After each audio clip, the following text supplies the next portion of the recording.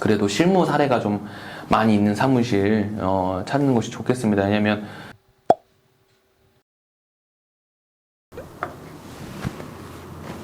안녕하세요. 법무법인 파트너의 최용준 변호사입니다. 오늘도 도산제도에 대해서 몇 가지 알아보는 시간을 가져보도록 하겠습니다. 네, 변호사님, 개인회생, 개인 네. 파산을 진행하는 사무실이 요즘 굉장히 많은데요. 많죠? 사무실을 선택할 때 어떤 기준으로 선택을 하면 좋을까요?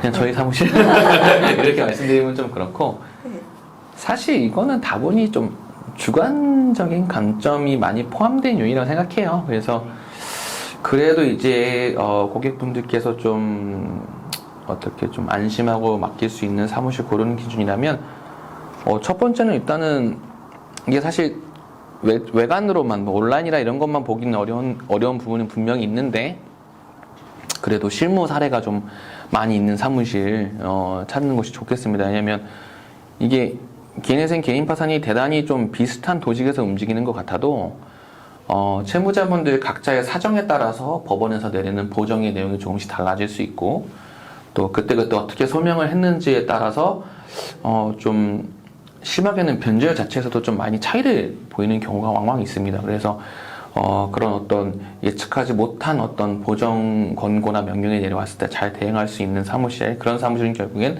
다양한 그 실무 경험을 가지고 있는 사무실을 말하는 것이거든요. 그래서 실무 경험이 많은 사무실을 선택하시는 것이 첫 번째로 중요하다고 생각합니다.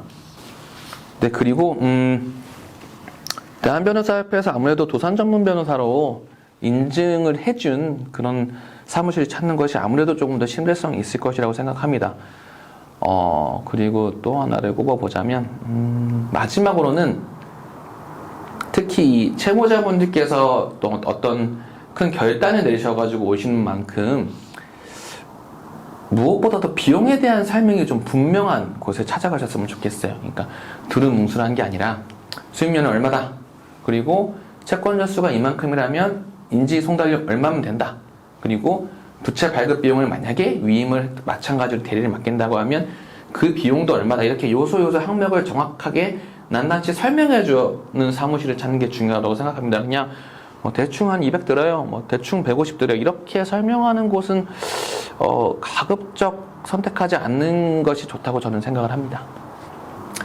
네, 결국에 제가 크게 세 가지 점을 말씀드렸는데, 사실 이것을 이렇게 어떤 온라인 서칭이나 이런 것만으로 파악하기는 좀 어려우실 거예요. 그래서 좀 가장 원시적인 방법일 수 있지만, 결국에는 여러 사무실을 찾아다니시면서 좀 상담을 꼼꼼히 받으시고 그 상담을 토대로 해가지고 좀 선택하시는 게 결국에는 가장 좋은 길이 아닌가 하는 생각이 합니다.